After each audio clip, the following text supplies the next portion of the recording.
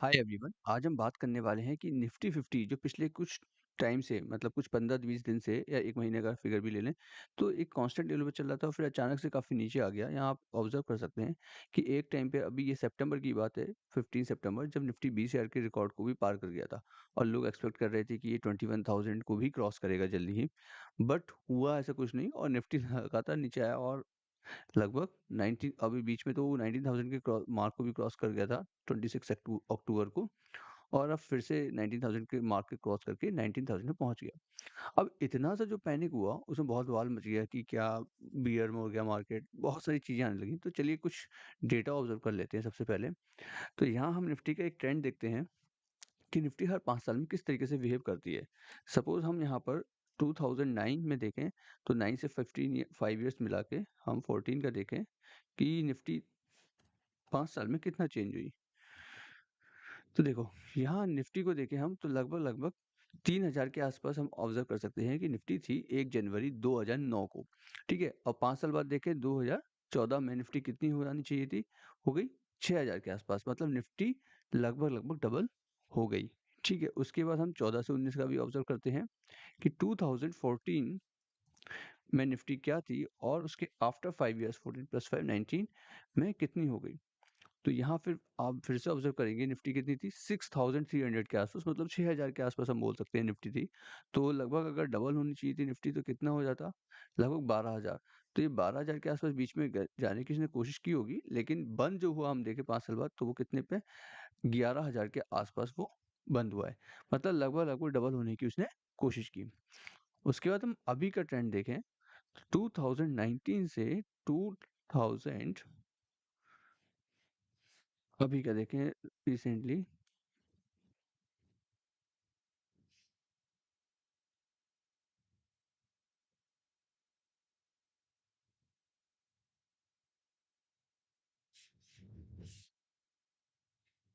27 okay. तो Nifty कितने पे थी? 10,000 के आसपास, ठीक है? 2019 की शुरुआत में। तो निफ्टी को कहाँ तक पहुँच जाना चाहिए था? निफ्टी को पहुँच जाना चाहिए था लगभग-लगभग 20,000 के आसपास। तो निफ्टी अभी है कितनी? 19,000 के आसपास।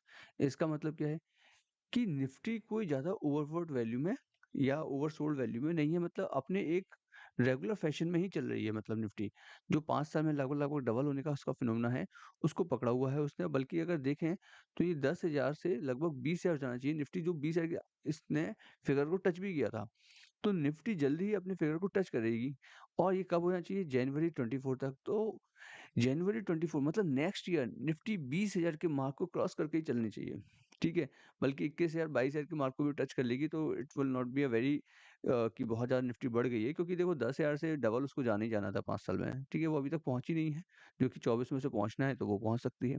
तो ये ओवरसोल्ड ज़ोन में या ओवरबॉट ज़ोन में नहीं दिख रही है। चलिए आइए फिर हम कुछ शेयर देख लेते हैं, जो इस फॉल में और सस्ते हो गए। पहले भी सस्ते थे कुछ-कुछ तो और अब और ज़्यादा डिस्काउंटेड प्राइस पे मिल रहे हैं। जिसमें सबसे पहला शेयर जो मैं पहले भी बात कर चुका हूँ वो क्या है? HDFC bank. देखो ये शेयर पिछले हम 3 साल का डेटा देखें इसका, तो 3 साल में ये लगभग 3 साल पहले उस समय भी उसी प्राइस पे था जिस प्राइस पे अभी मिल रहा है। मतलब 3 साल में इसमें कुछ ज़्यादा इसने रिटर्न दिया ही नहीं है। और हम इसकी बाकी चीज़ें हमने पहले भी ऑब्ज़र्व किया था, क्वार्टरली रिज़ल्ट इसके लगातार बढ़ रहे हैं। इसके अगर हम ईयरली रिज़ल्ट को ऑब्ज़र्व करें तो वो भी लगातार बढ़ रहे हैं। आप शेयर होल्डिंग पैटर्न को ऑब्ज़र्व करो, जून 2023 में कितना था एफआईआई का? 33, अब कितना है? 52, मतलब सीधे-सीधे 20% लगभग। डीआईआई देखो 26% से सीधे 30%, 4% का इज़ाफ़ा। तो लगातार जो इन्वेस्टर्स हैं, उन्होंने अपना शेयर इसमें बढ़ा दिया है। सेकंड जो हम बात करने वाले हैं, वो भी इसका ट्विन शेयर ही है, एचडीएफसी एएमसी। ये बहुत टाइम से मैं इसका बोल चुका हूँ कि ये जब इस रेंज में था, 2000 की रेंज में था, तब तो ये बहुत सही था, बहुत सही प्राइस पे था। अभी भी अगर देखोगे, तो इतना ज़्यादा अंतर नहीं आया है। हालाँकि ₹700 बढ़ गए हैं, जो कि बहुत मतलब लगभग-लगभग 48-40% से ऊपर हो गया लगभग इसका प्राइस। लेकिन फिर भी अगर आप ऑब्ज़र्व करोगे तो इसके क्वार्टरली रिज़ल्ट ठीक हैं, इसके प्रॉफ़िट एंड लॉस ईयरली भी ठीक है। आप शेयर होल्डिंग पैटर्न को ऑब्ज़र्व करिए, एफआईए ने अपना 4% बढ़ा दिया है, डीआई ने 2% घटाया है। लेकिन अभी भी इस शेयर में कुछ कमी नहीं है और बढ़िया है ये शेयर। मतलब मेरे को लगता है कि एएमसी इंडस्ट्री, जो मैंने पहले ही बोला था कि एएमसी इंडस्ट्री आने वाले टाइम में बहुत अच्छा परफ़ॉर्म करेगी। तो उसी हिसाब से मैं बोल रहा हूँ कि अच्छा रहेगा ये शेयर, और एएमसी इंडस्ट्री को ग्रो करना है तो इसको बेनिफिट होगा ही होगा। आइए उसके बाद देखें कोटक महिंद्रा में, सारे बैंक्स की बात कर रहा हूँ मैक्सिमम, क्योंकि ज़्यादातर उसको ऑब्ज़र्व किया है कि वो बहुत अच्छे-अच्छे रेट्स पे मिल रहे हैं। बाकी और भी शेयर्स हैं जिनका हम डिस्कशन करेंगे। कोटक महिंद्रा, इसका भी अगर आप 3 साल में देखेंगे तो 3 साल में इसने भी कोई ख़ासा रिटर्न नहीं दिया है, बल्कि और देखेंगे तो यहाँ से अगर ऑब्ज़र्व करेंगे तो कम ही है बल्कि, ठीक है? बिल्कुल लोएस्ट पॉइंट लगभग 1700, अगर 3 साल का फिगर भी देखेंगे तो लगभग लोएस्ट पॉइंट 1700 के आस-पास अभी भी चल रहा है। इसके अगर हम क्वार्टरली रिज़ल्ट देखें, तो लगातार बढ़ रहा है, ठीक है? हम इसका ईयरली रिज़ल्ट देखें, वो भी अच्छा परफ़ॉर्म दे रहा है। हम इसका शेयर होल्डिंग पैटर्न अगर देखें तो हाँ, एचडीएफसी जितना चेंज तो नहीं दिखता है, बट लेकिन फिर भी एक कंसिडरेट अमाउंट तो इन्वेस्ट कर रखा है इंस्टीट्यूशनल इन्वेस्टर्स ने, और एक अच्छा बैंक है, बड़ा बैंक है, तो इसमें मुझे नहीं लगता कि इसमें कोई प्रॉब्लम है, और अच्छी प्राइस पे ये अवेलेबल है। फिर जो चौथे बैंक की बात करने वाले हैं, वो क्या है? Share state bank of India. PSU share है, इंडिया का सबसे बड़ा बैंक है, सबको मालूम है। इसका हम ऑब्ज़र्व करें तो 3 साल के पैटर्न को, तो इसने यहाँ के बाद जो ब्रेकआउट दिया, सीधे बढ़ना शुरू हुआ और 500-600 के रेंज में पहुँच गया। अभी पिछले कुछ टाइम में ये गिरा है, ज़्यादा नहीं गिरा है, 600 की रेंज से आके करीबन-करीबन 550 ही गिरा है, 50 एक पॉइंट रुपए गिरा है बस। इसके हम क्वार्टरली रिज़ल्ट देखें, तो बहुत अच्छे दिए हैं इसने। प्रॉफ़िट लॉस, वो भी ईयरली बेसिस पे भी अच्छा परफ़ॉर्म कर रही है कंपनी।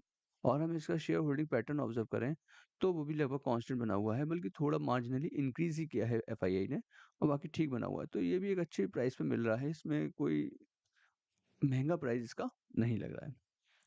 उसके बाद हम जो देख रहे हैं, वो है कैनरा फाइनेंस होम्स। देखिए, जैसे-जैसे रियल एस्टेट बढ़ रहा है, वैसे-वैसे हाउस लोन बढ़ रहे हैं। हाउस लोन बढ़ रहे हैं, उसका सीधा-सीधा बेनिफिट किसको जाने वाला है? जो हाउसिंग जो लोन करती हैं कंपनी, उनको जाने वाला है। अगर आप इसका इस साल का ऑब्ज़र्व करेंगे तो इस साल तो ये हाई किस में गया था, 910 भी गया था। ठीक है? आप 3 साल का इसका पैटर्न देखेंगे, इसके बाद यहाँ इस रेंज के बाद, ये 500 के रेंज के बाद यहाँ इसने जंप दिया और सीधा 837 पे पहुँचा, फिर नीचे गिरा है, और फिर इस समय कितना मिला है, 740। अभी रिसेंटली एक न्यूज़ भी आई थी कि इसमें कुछ स्कैम हो गया है 38 करोड़ रुपीज़ समथिंग का, इसलिए भी प्राइस उसके थोड़े से गिरे हुए थे उस टाइम पे। लेकिन हम इसका क्वार्टरली रिज़ल्ट देखें, तो ठीक दे रहा है, अच्छे रिज़ल्ट्स इसके क्वार्टरली, कोई गड़बड़ नहीं है। अगर हम इसका ईयर ऑन ईयर बेसिस पे देखें, तो बढ़िया परफ़ॉर्म कर रहा है, 471 3621 हो गया। उसके अलावा हम अगर शेयर होल्डिंग पैटर्न देखें, तो वो भी ठीक बना हुआ है, इसमें भी कोई मतलब कोई गड़बड़ नहीं दिख रही है। एफआईए ने अपना शेयर थोड़ा मार्जिनली इंक्रीज़ ही किया है, डीआई ने बहुत कम थोड़ा-सा रिड्यूस किया है, तो अभी भी ये शेयर मुझे स्टेबल लग रहा है, और इसमें मुझे लगता है कि अभी भी पोटेंशियल बाकी है। उसके बाद हम एक और फाइनेंस स्टॉक की बात करने वाले हैं, वो है एल&टी फाइनेंशियल होल्डिंग। तो इसके बारे में बताता हूँ, ये ज़्यादातर जो फार्म इक्विपमेंट होते हैं, किसानों को जो ट्रैक्टर वगैरह है, इनके लिए ज़्यादातर लोन ये कंपनी देती है। हम इसको ऑब्ज़र्व करें 3 साल का पैटर्न, तो यहाँ पर ये शेयर था, उसके बाद से लगभग-लगभग डबल होने की कोशिश कर रहा है ये, इस रेंज के बाहर निकल के। और यह कंसोलिडेशन फेज़ था इसका, और अभी इसने अच्छा खासा रिटर्न पिछले कुछ महीनों में ही दे दिया है। हम इसको क्वार्टरली इसका रिज़ल्ट देखें, तो क्वार्टरली अच्छा परफ़ॉर्म कर रहा है। आप देख सकते हैं लगातार इसका क्वार्टरली प्रॉफ़िट बढ़ता चला जा रहा है। अगर आप इसका ईयरली प्रॉफ़िट देखेंगे, तो वो भी लगातार इसका बढ़ रहा है। ठीक है? और अगर आप इसका शेयर होल्डिंग पैटर्न देखेंगे, तो ऑब्ज़र्व करेंगे कि डीआई ने अपना पैटर्न इंक्रीज़ किया है, अपना सॉरी इन्वेस्टमेंट, और एफआई ने मार्जिनली रिड्यूस किया है, लेकिन डीआई ने अपना बढ़ाया है। और जो प्रमोटर्स हैं, उनका भी शेयर होल्डिंग पैटर्न कांस्टेंट ही है। तो इसमें भी कोई प्रॉब्लम ऑब्ज़र्व नहीं होती है, और ऐसा आने वाले टाइम में जिस तरीके से ये शेयर परफ़ॉर्म कर रहा है, तो हो सकता है, जैसे आप 6 महीने का इसका टारगेट देखो, 6 महीने में ही ये शेयर, ये मई में चल रहा था ₹100 के आस-पास, आज ₹135, मतलब 35% लगभग-लगभग वैसे ही इंक्रीज़ कर चुका है। लेकिन अभी भी इसमें काफ़ी पोटेंशियल बाकी है, और आने वाले टाइम में ये अच्छा रिटर्न दे के जा सकता है। उसके बाद जिस शेयर की बात कर रहा हूँ, वो है पेटीएम 197। इसके बारे में बताना चाहूँगा कि इसमें से जो आपका शेयर होल्डिंग पैटर्न आप ऑब्ज़र्व करेंगे इसका, तो एफआई ने अपना शेयर कट किया है। ठीक है? डीआई ने थोड़ा-सा बढ़ाया है, लेकिन एफआई ने कट किया है। तो जो इसमें इन्वेस्टेड हैं पहले भी, वो अपनी पोजीशन को इस तरीके से मैनेज करें कि उनको कुछ ज़्यादा फ्लक्चुएशन से फ़र्क ना पड़े, क्योंकि जिस तरीके से डी एफआईए अपना इन्वेस्टमेंट कट कर रहे हैं, मतलब वो अपना इन्वेस्टेड अमाउंट निकाल रहे हैं, प्रॉफिट बुक कर रहे हैं, तो इस शेयर की प्राइस फ्लक्चुएट कर सकती है और कुछ आने वाला टाइम में कंफर्म नहीं कहा जा सकता कि ये बढ़ेगा या घटेगा। ठीक है? तो इसमें अपना इन्वेस्टमेंट सोच समझ के रखें। ये इस शेयर के बारे में मुझे केवल यही बताना था अभी। उसके बाद हम देखते हैं ज़ोमैटो। ज़ोमैटो में फिर से मैं बोलूँगा कि ये शेयर में फिर से एक प्राइस में स्ट्रक्चर में लगता है कि बढ़ सकता है, क्योंकि देखो जो फूड डिलीवरी स्पेस है, वो कंफर्म हो गया है कि फूड डिलीवरी स्पेस तो मार्केट एग्जिस्ट करती है, ठीक है? अब उसमें 2-3 प्लेयर्स हैं, स्विगी चल रहा है, ज़ोमैटो चल रहा है, तो कोई एक आगे चलेगी, कोई एक पीछे रह जाएगी, ऐसा होगा। तो अगर ज़ोमैटो इसमें रेस में जीत गई आगे, तो ये बहुत बड़ा मार्केट हो जाएगा, ठीक है? और जैसे कि आप इसके क्वार्टरली रिजल्ट भी देखेंगे, तो लास्ट जून का जो क्वार्टर है, वो इसने प्रॉफिट में दे दिया, बाकी सब नेगेटिव में चल रहा था। इसके अलावा इसका आप शेयर होल्डिंग पैटर्न देखें, तो इसमें एफआईई ने अभी भी अपना स्टेक कट नहीं किया है। पेटीएम में ज़रूर कट कर लिया है, बट इसमें नहीं किया है। और जबकि डीआईए ने तो अपना इंक्रीज़ कर दिया है इन्वेस्टमेंट, ठीक है? 9.93% था, 13.04 कर दिया। उसके बाद हम बात करते हैं पिरामल फार्मा की। मैं ये सारे शेयर्स की लगभग-लगभग पहले भी बात कर चुका हूँ, लेकिन अभी भी ये अच्छी रेंज में चल रहे हैं। तो पिरामल फार्मा की बात करें, तो जब ये पेल इंडस्ट्री से स्प्लिट हुआ था और पेल इंडस्ट्री के बाद फार्मा अलग हो गया, बाकी की इंडस्ट्री अलग हो गई, तो ये काफ़ी गिरा, उसके बाद थोड़ा कंसोलिडेट हुआ और फिर 100 के रुपीज़ के आसपास चल रहा है। अगर आप इसका क्वार्टरली रिजल्ट देखेंगे तो कुछ खासा नहीं है, लेकिन सितंबर में इसने प्रॉफिट दिखाया है, ठीक है? उसके बाद अभी जब चूँकि सितंबर का प्रॉफिट दिखाया है, तो अगले साल का फिर पता पड़ेगा, क्योंकि इसका मार्च इस वाज़ नॉट गुड, ठीक है? क्योंकि स्प्लिट हुआ था बीच में ही, इसलिए। तो अभी इसकी स्टेबिलिटी में टाइम लगेगा। लेकिन हम इसका शेयर होल्डिंग पैटर्न देखें, तो एफआई ने ज़रूर रिड्यूस किया है, लेकिन डीआईआई ने बढ़ाया है। और प्रोमोटर्स ने भी अपना स्टेक इंक्रीज़ किया है 34.78 से 35.02। तो मुझे लगता है इस शेयर में अभी काफ़ी प्राइस बाकी है और ये काफ़ी अच्छा रिटर्न आने वाले टाइम में दे सकता है। उसके बाद जो मैं बात करने वाला हूँ वो है राइट्स। तो राइट्स के बारे में मैंने पहले भी बात की थी। इसका अगर हम 3 ईयर का चार्ट देखें, तो स्टार्टिंग में जब ये लॉन्च हुआ था, इसका आईपीओ वगैरह आया था, तब ये 200 250 की रेंज में 250 की रेंज में चलता था। फिर इसने ब्रेकआउट दिया, 400 के आस-पास पहुँचा, फिर वहाँ से फिर कंसोलिडेट हुआ और फिर 500 की रेंज में पहुँच गया और 550 की क्रॉस कर गया। अभी ये चल रहा है 460, मतलब फिर से पिछले 2-3 दिन में ये भी गिरा है शेयर काफ़ी। ये यहाँ चल रहा था 500 की रेंज में और सीधे आप देखेंगे कब था ये, 18 अक्टूबर को, और अभी 10 दिन के अंदर ही ₹40 गिर गया। ठीक है? इसका हम क्वार्टरली रिज़ल्ट देखें, बढ़िया है, रिज़ल्ट में कोई प्रॉब्लम नहीं है, अच्छे रिज़ल्ट दे रहा है ये। आप इसके ईयरली रिज़ल्ट देखेंगे प्रॉफ़िट लॉस, तो वो भी ठीक है। इसके अलावा आप इसका शेयर होल्डिंग पैटर्न देखेंगे तो उसमें भी कोई दिक्कत नहीं है।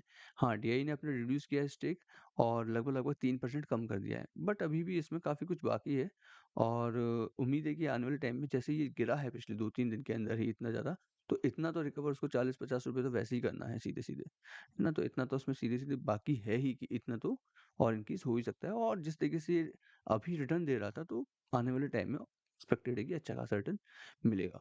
उसके बाद मैं जो बात करने वाला हूँ सुला विनयार्ड्स की। देखो इसमें भी मैंने एक पैटर्न देखा, इसके भी आप सीधे शेयर होल्डिंग पैटर्न पे देखो। जून 2023 में एफआईए ने 6.78% इन्वेस्ट कर रखा था, अभी देखो 20। सिमिलरली आप डीआई का देखो, 10% था, अभी देखो 17। ठीक है? तो मतलब उन्होंने इन्वेस्ट किया है, तो कुछ तो अभी बचा होगा इसमें, है ना? तो हम जून में देख लेते हैं, जून में इसकी प्राइस क्या थी।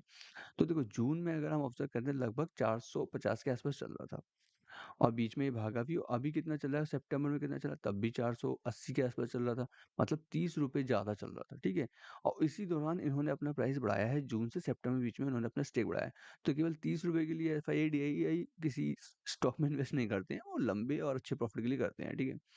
तो इसमें बहुत ज़्यादा बाकी है कि बहुत ज़्यादा अच्छा रिटर्न हमको बाद में आने वाले टाइम में मिले। इसके देखो नेट प्रॉफिट एक अच्छे चल रहे हैं, अभी स्टार्टिंग चल रही है, इस कंपनी ने भी धीरे-धीरे मार्केट में स्टार्ट कर रहा है, पैर जमा रहा है, और वाइन इंडस्ट्री भी आने वाले टाइम में बहुत एक्सपेंड करने वाली है। मैंने अपनी एक पोस्ट में भी लिखा हुआ है, वो आप देख सकते हैं। ये देखिए इसका ईयरली भी इसने अच्छा रिटर्न दे रही है, तो उम्मीद है कि ये शेयर अच्छा रिटर्न आने वाले टाइम में देगा। नेक्स्ट शेयर की बात करने वाला हूँ वो है होटल इंडस्ट्री, इंडियन होटल। आप अगर इसको देखेंगे तो ये मैंने इसको इन्वेस्ट किया था जब कोविड का टाइम था, उस समय जब ये प्राइस इसकी बहुत गिरी हुई थी, इसका प्राइस बहुत कम था, लो था। उस समय मैंने इसमें इन्वेस्ट किया था, उसके बाद मैंने अच्छा खासा रिटर्न इसमें कमाया और उसके बाद ये लगातार बढ़ता ही चला गया, ठीक है? अभी आप इसका 1 महीने का चार्ट देखें, तो ये ₹422 के करीबन चल रहा था, मतलब 400 की रेंज में, और सीधे इस समय चल रहा है 374, लगभग ₹25 का तो डिफरेंस यहीं आ गया है, ठीक है? तो लगभग ₹25 की डिस्कवरी तो यही बाकी है। उसके बाद हम इसका क्वार्टरली रिज़ल्ट देखें, वो भी ठीक चल रहा है, थोड़ा-सा कम हुआ है इस बार, लेकिन कोई इतना रिड्यूस नहीं हुआ है मतलब थोड़ा बहुत चल रहा है इसमें। और यहाँ देखिए आप, मार्च 2023 में इसने अच्छा खासा प्रॉफ़िट दिया था, पहले जबकि 2 क्वार्टर में नेगेटिव दिया था, क्योंकि कोविड के टाइम की वजह से थोड़ा-सा इसका बिज़नेस अच्छा नहीं रहा था, होटल इंडस्ट्री का। और हम शेयर होल्डिंग पैटर्न को अगर देखें तो वो भी कांस्टेंट है। देखो, सीधे धीरे-धीरे हमारे मार्च के बाद एफआईआई ने बढ़ाया है, फिर थोड़ा-सा इंक्रीज़ ही किया है। मतलब ऐसा नहीं है कि वो हट गए हैं, वो लगातार स्टेबल है। मतलब ये कंपनी अभी भी स्टेबल और अच्छा खासा रिटर्न देने की चांसेस इसमें अभी भी बरकरार है। तो चलिए, ये थी आज की एनालिसिस। अगर आपको मेरा ये एनालिसिस पसंद आ रहा हो तो प्लीज़ चैनल को लाइक एंड सब्सक्राइब ज़रूर करें। Thank you.